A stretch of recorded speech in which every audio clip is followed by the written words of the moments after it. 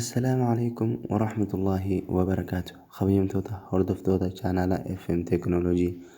Akkam jirtan fayyaa keessanii nageenyi rabbii bakka jirtanitti isin biraa haa jiraatu jecha. Arras gaa kabajamtoota hordoftoota keenya viidiyoo takka isinii qabannee dhufnee jira. Viidiyoon tun keessaafuu warra akkuma kiyyaatti jechuudha ammaan duratti fedhuu viidiyoo ta'a, fedhuu footoo ta'a, fedhuu dookumentii ta'a, fedhuu silkii quxurii yookiin bilbila namaa fedhee ta'a. Waan feene akkamitti iimeelii keenya irratti kuufannaa kan jiru wajji ilaalla kabajamtoota hordoftoota keenya. Wanni irra kuufannu gaa iimeelii irratti akkaataan itti kuufannu duraan dursoo diraayiviin qabaachuu qabnaa jechuudha. Diraayiviin ol baafachuu qabnaa jechuudha. Appilikeeshina keessatti yoo as keessaa dhabne jechuudha. Yoo as keessaa dhabne kallattumaan gara seetingii deemnee seetingii keessa apps and notification kan jedhu kana akkasuma gisee as seenne booda all apps jenneeni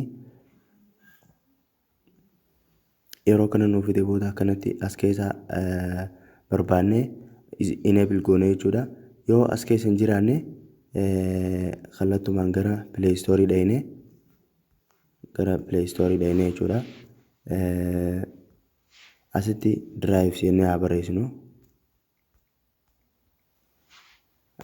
Search goona. Akkuma agartan gaa asirratti Google Drive asirratti nuuf fida jechuudha. Download gooneetuma gabbuufachuudha jechuudha. Egaa gabbuufanne egaa akkaataatti dookumentii teenya yookiin viidiyoo teenya yookiin footoo teenya yookiin bilbila lakkoofsa bilbilaa keenya achirratti kuufannu wajjin ilaalla gaa kabajamtoota hordoftoota keenya.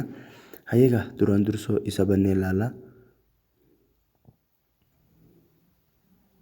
Diraayiviin gaa fuulli isaa jalqabaa akkuma agartan kana isa kana fakkaataa jechuudha. Kabajamtoota hordoftoota.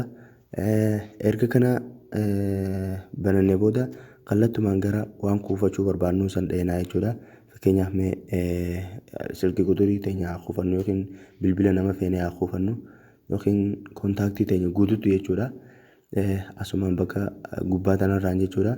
Bakka tuqaa sadeen kana tuqna. Achi booda contacts jennaani.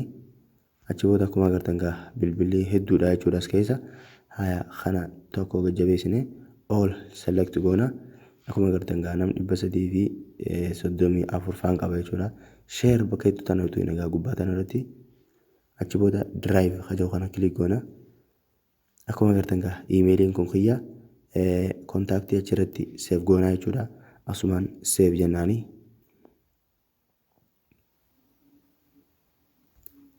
Akkuma agartan ol baasu jira jechuudha asirratti jechuudha. Ol baasee fixe gaa mee dhaqnee haa ilaallu. Click goonee ilaallu.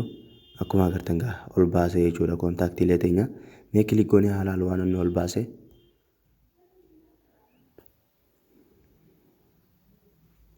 Akkuma agartan kana gaa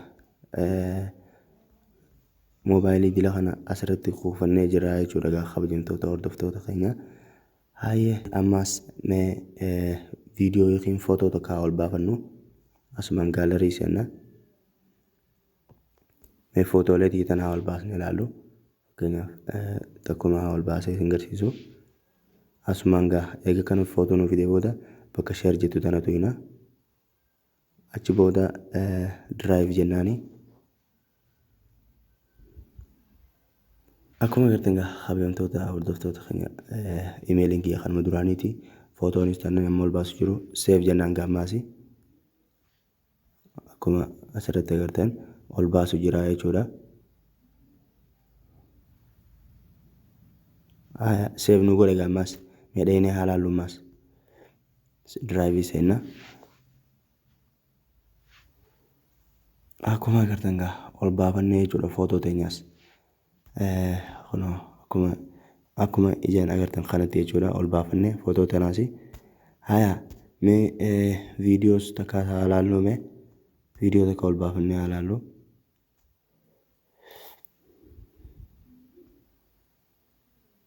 Mee viidiyoo tana fakkeenyaaf haa ol baafnu.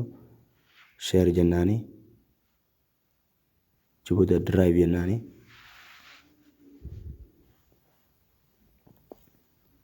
Achi booda egaa kana nuuf egaa akkuma reefu itti hundinuu jechuudha. Save jennaan gaa waan biraa osoo hin tuqne. Hayyee ni eegaa hamma nuuf fixu viidiyoon meegaabaayitii lakkaa'amte waan ta'eef jechuudha.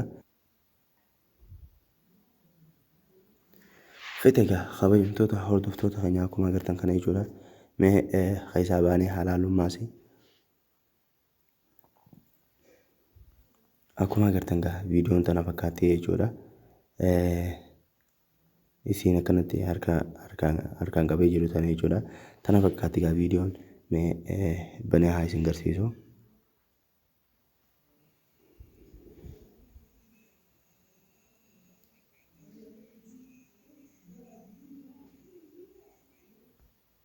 Tana fakkaatti egaa kabajamtoota hordoftoota keenyaa. Kana egaa kabajamtoota hordoftoota chaanaala FM Teknooloojiidha. Viidiyoon har'aaf isinii qabannee dhufne jechuudha. Viidiyoon tun akka isin fayyaddu akkasuma akka irraa gammaddanii irraa fayyadamtanii obboleeyyan keessaniif illee dabarsitan abdii guddaan qaba waan ta'eef obboleeyyan keessan kan akkuma keenyaatti akkuma kiyyaaf keetiitti rakkachaa ture faayilota adda addaa dhabuudhaan dokumentii adda addaa dhabuudhaan viidiyoo fi footoolee adda addaa dhabuudhaan akka kiyyaaf keetiitti rakkachaa ture furmaata akka ta'uuf jechuudha. Laayikii tuqii bira qotiisiin jenna hadaraa akkasuma nu jajjabeessanii viidiyoolee kanaatii fi viidiyoolee tana caaltu ta'e hedduu jechuudha. Akka isinii daleenuuf chaanaala kana subscribe godhuun nu gargaara. Nu cinaa dhaabbadhaa isiniin jenna. Assalaamu alaikum warahmatullaahi wabarakaatu.